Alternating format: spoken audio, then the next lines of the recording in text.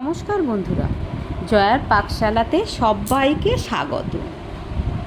শুভ জন্মাষ্টমী।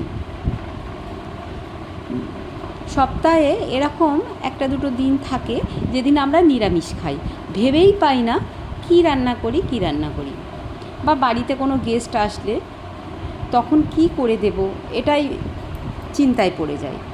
এই রকমভাবে পাঁপড়ের মধ্যে পুর দিয়ে যদি রান্না করা যায়, এটা খেতে অপূর্ব লাগে, আর আপনার আতিথেয়তারও কোনো ত্রুটি থাকবে না। আসুন দেখে নেওয়া যাক। এর জন্য একটা বড় আলু নিয়েছি, সিদ্ধ করে নিয়েছি আমি খুব ভালো করে। আলুটা আমি ছাড়িয়ে নিচ্ছি।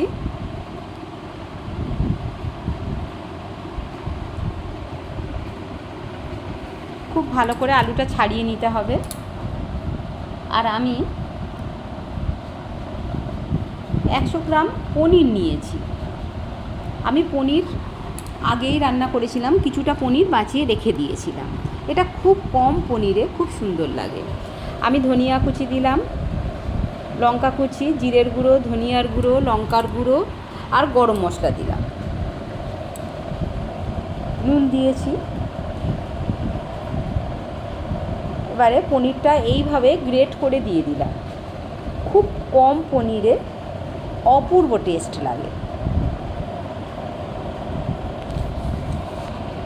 পনির যদি বাড়িতে না থাকে আপনারা শুধু আলু সিদ্ধ দিয়ে করতে পারেন, তবে একটু পনির দিলে এর টেস্ট দ্বিগুণ হয়ে যায়। খুব ভালো করে এটা আমি মাখিয়ে নিচ্ছি। এটা আমি 4টে করব, আমি 4 ভাগে এরকমভাবে ভাগ করে রেখে দিলাম, তখন দিতে সুবিধা হবে। আমি বড় সাইজের পাঁপড়টা নিয়েছি, এটাই আমার কাছে ছিল। তবে আপনারা একটু মোটা সাইজের মাঝারি যে পাঁপড়টা থাকে ওই পাঁপড়টা নেবেন, বেশি করতে সুবিধা হয়। এটা ভীষণ পাতলা, তুলতে একটু অসুবিধা হয়। আলুটা আমি এইভাবে স্প্রেড করে দিয়ে দিলাম। আপনারা পুরটা আরও একটু বেশি করে দিতে পারেন যদি ডিপ ফ্রাই করেন। আমি এটা শ্যালো ফ্রাই করব। ডিপ ফ্রাই করেন তাহলে পুরটা একটু বেশি করে দিয়ে দেবেন, খেতে খুবই সুন্দর লাগবে। আমি এটা অনেক বড় পাঁপড়, ওই জন্য আমি এইটা 2 ভাগে ভাগ করে নেব। এইভাবে ছুরি দিয়ে আমি কেটে নিচ্ছি, নাহলে এটা ভাজতে খুবই অসুবিধা হবে। আর যদি একটু পাঁপড়ের সাইজটা ছোট হয় তাহলে কিন্তু এটা কাটতে লাগবে না, গোটাটাই এভাবে করে নেব। আমি আরও একটা দেখিয়ে দিচ্ছি। এইভাবে পুরটা দিয়ে দিলাম।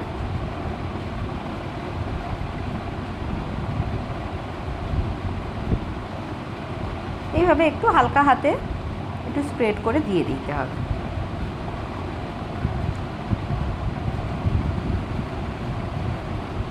আমি আরও একটা করছি, ওটা আমি মুড়ে রেখে দিয়েছি। দেখুন, খুবই ইজি, খুব কম সময়ে অপূর্ব স্বাদের পাঁপড়ের পুর ভরা পাঁপড়ের ডালনা। সবগুলো আমি করে নিয়েছি। এইভাবে ফ্রাইং প্যান বসিয়ে নিয়েছি, এর জন্য সর্ষের তেল দিয়ে দিলাম।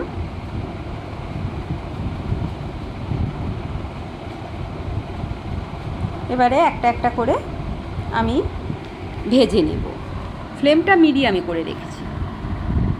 তেলটা গরম করে নেওয়ার পরে আপনারা ফ্লেমটা মিডিয়ামে করে দেবেন।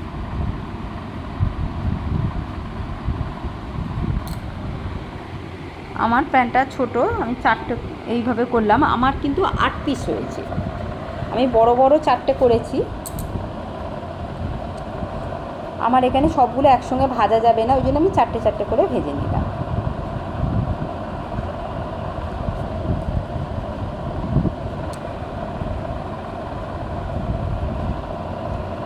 সবগুলো আমি উল্টে দিচ্ছি এইভাবে এটা ভেজে চায়ের সঙ্গে অপূর্ব খেতে লাগে। স্ন্যাক্স হিসাবে অসম্ভব লাগে এটা।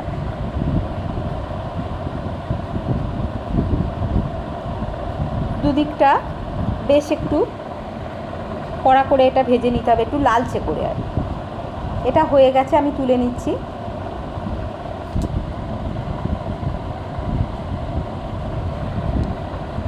সমস্তগুলো তুলে নিলাম। আমি আরও দুটো ভেজে নিচ্ছি। এটা আপনারা ডিপ ফ্রাই করতে পারেন, ডিপ ফ্রাই করলে ভালো লাগে, কিন্তু শ্যালো ফ্রাই করলেও অপূর্ব টেস্ট লাগে।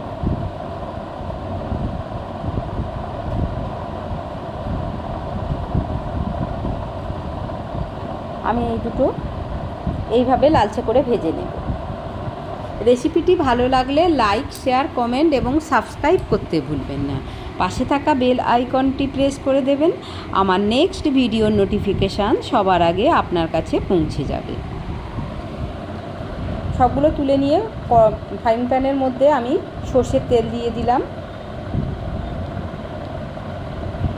দুটো শুকনো লঙ্কা ফাটিয়ে দিলাম, একটা তেজপাতা দিলাম। আমি ছোট্ট একটা টমেটো ছোট ছোট করে কেটে রেখেছি, সেটা দিয়ে দিলাম। আর আদা বাটা দিচ্ছি।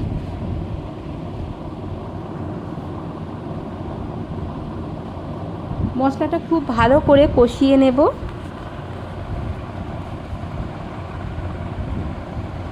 আমি একটা মশলার পেস্ট বানিয়ে নেব। তার জন্য হাফ চামচ হলুদ গুঁড়ো, হাফ চামচ লাল লঙ্কার গুঁড়ো, হাফ চামচ কাশ্মীরি লঙ্কার গুঁড়ো, হাফ চামচ জিরা গুঁড়ো, হাফ চামচ ধনিয়া গুঁড়ো একটু জল দিয়ে গুলে রেখে দেব। এদিকে খুব ভালো করে আদা আর টমেটোটা কষিয়ে নেওয়া হয়েছে। এবারে যে মশলার পেস্টটা বানালাম সেটা দিয়ে দিলাম।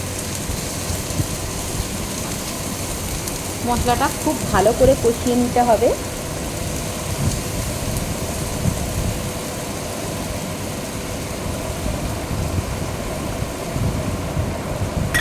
সামান্য একটু জল দিলাম, নাহলে তলাতে ধরে যেত, তখন ভালো লাগবে না। মশলাতে কষানোর সময় হালকা একটু জল না দিলে তলাতে ভীষণ বসে যায়। দেখুন তেল ছাড়তে শুরু করে দিয়েছে। এইভাবে আমি 2-3 মিনিট একটু কষিয়ে নেব।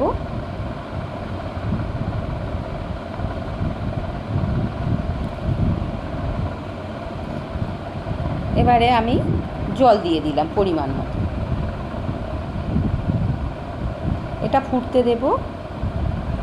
আমি একটু চিনি দিয়ে দিলাম। নিরামিষ রান্নাতে ঘি, গরম মশলা, চিনি দিলে খেতে খুবই ভালো লাগে। খুব ভালো করে ফুটে গেছে। আমি এবারে পাঁপড়গুলো দিয়ে দিলাম।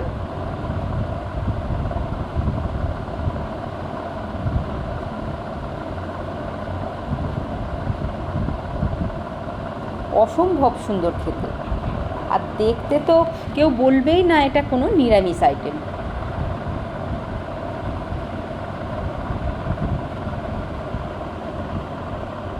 আমি 1-1.5 মিনিটের জন্য এটা ফুটিয়ে নেব।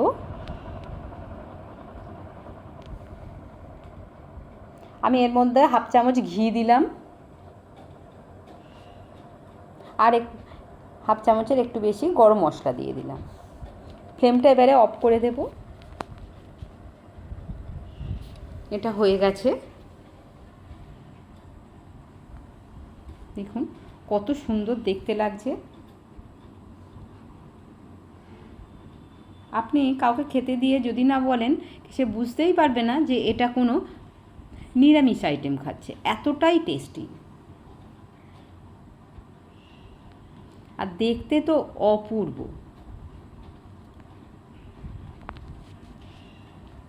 কেমন লাগলো অবশ্যই কমেন্ট বক্সে জানাবেন। আপনাদের কমেন্টের অপেক্ষায় রইলাম।